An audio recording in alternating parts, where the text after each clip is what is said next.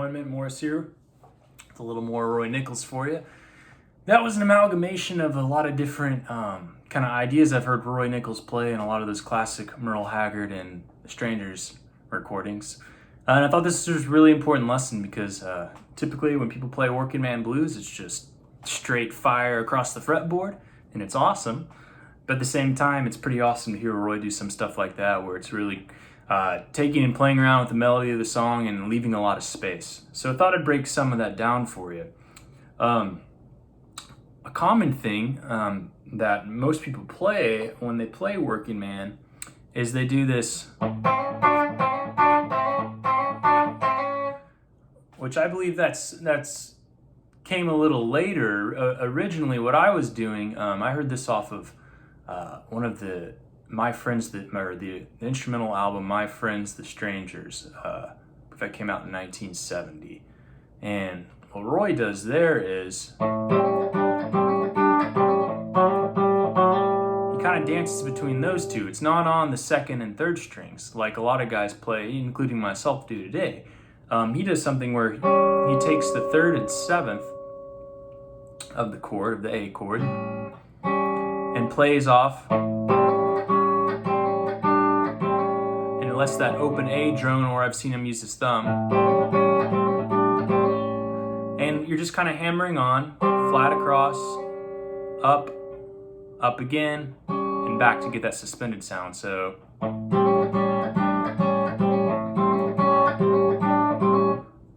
kind of create your own rhythm with it, but that's kind of what he's doing there. So that's one big thing I took away right off before we even get to the melody. That's something unique, and throughout the solo I kind of reference that at certain points. I'll come up here on D and do it, and I'll come up into E. So that's something to kind of mess around with. But getting right into the solo, we've got a quote of the melody. A lot of people play it right here, kind of in the B.B. King box.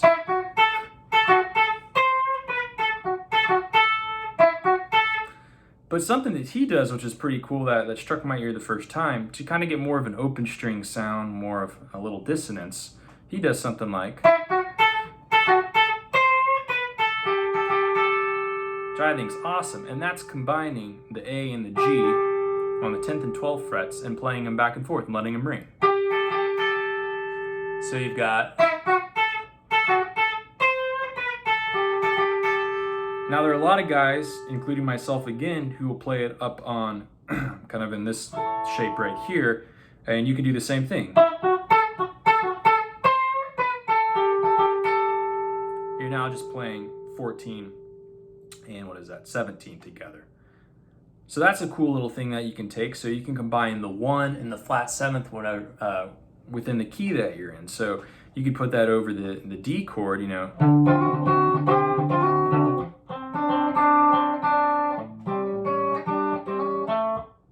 something like that, where you can come back and get those 1st and 7th together and kind of have the dissonance there. So that's a really cool idea to kind of take and run with.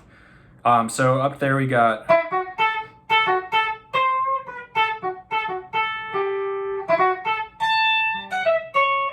So just coming up and hitting that high A,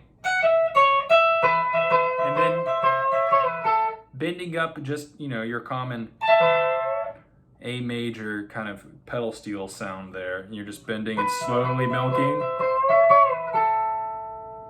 I've done something where what you can do is you can go, and when you get there, come down and play it's kind of like the Mama Triad bend, right? If you go, but this time you grab the C sharp, pre-bend the G and release it. So you got,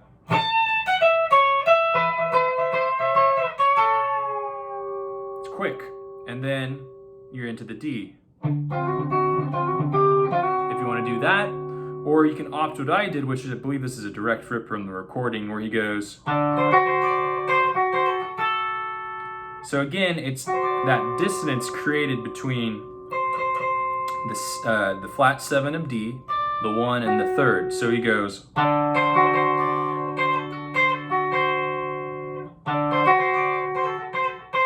So in context, A,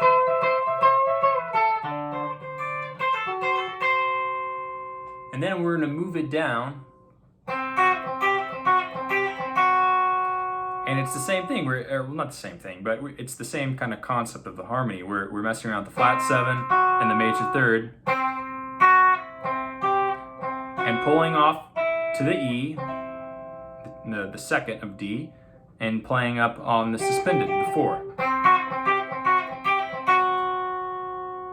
So in context, it sounds like, so you got 1, 2, 3, 4.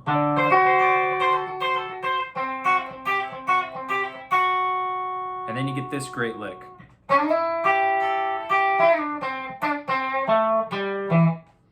And this is, again, you're utilizing kind of this sound to mimic open strings, where you slide up to the E, you get the G, and the A. It's a nice little stretch there, but, and you just let it ring. So 1.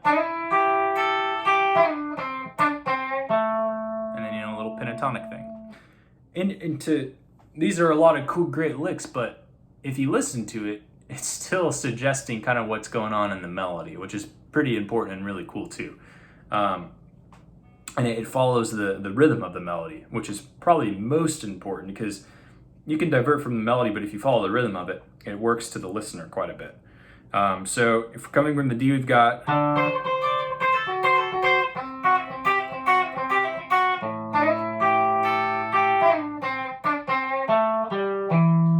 and then I'm going to slide and quote kind of the main rhythm of the song.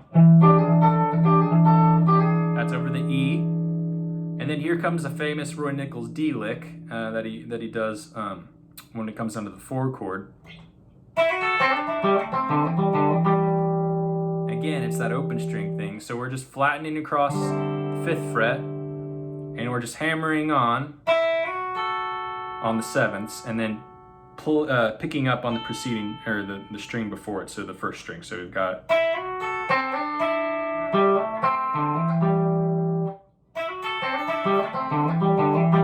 and then, and you're back to quoting that rhythm again. So from that A lick, we've got,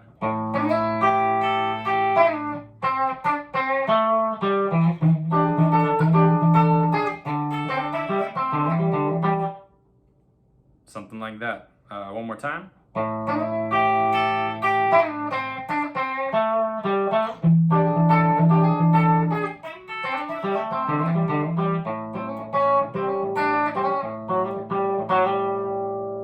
So that's a lot of the cool things you can take in that first chorus. And the second chorus, I took a little bit of that influence from the Strangers instrumental record and started messing with the melody in the lowest part. So I'm just playing around with that open A and that 5th fret A, and then bending that 3rd up to kind of suggest almost a C sharp. And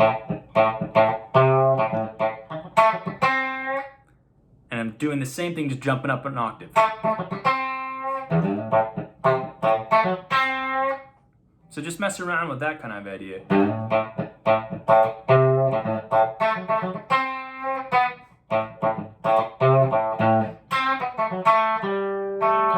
And go to your D there. That's kind of what's happening there.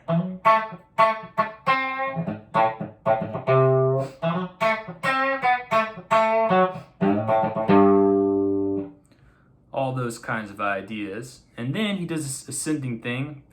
Kind of reminds me of a James Burtonism a little bit, but you got this just bending up,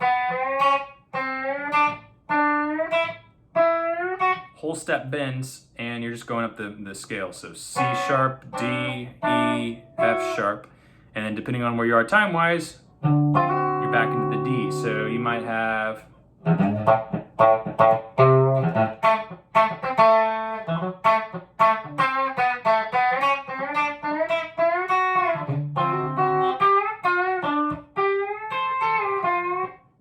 and you're into D there.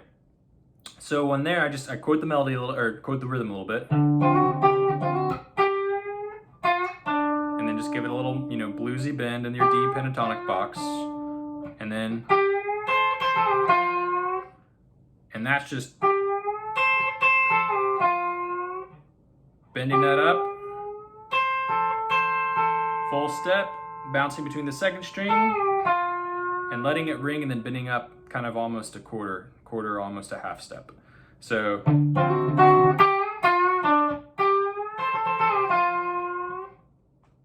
then you're back to A again. So, and from there I go back to this.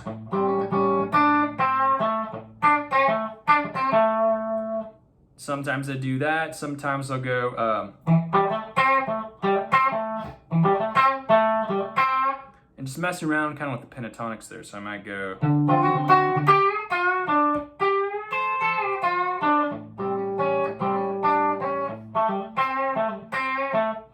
Just playing off of that A and G. Then almost done here, we're at the E again, and we have. And that's just taking this E triad and I'm just picking off of the fourth string and then grabbing the second and third. And using some muting and lifting up.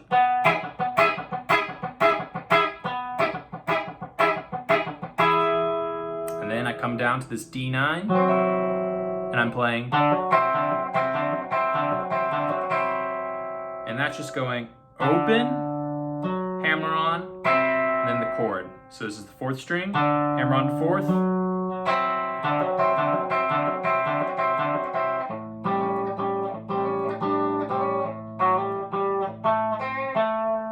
And you're back. And that's 2 choruses worth of some cool Roy Nichols things that dance around the melody and quote the rhythm of the melody a lot. So a quick little recap of just from that D on down to the end. So we have then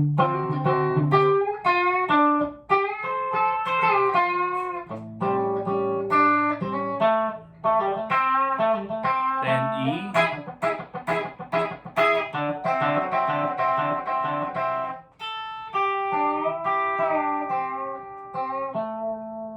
and you're back.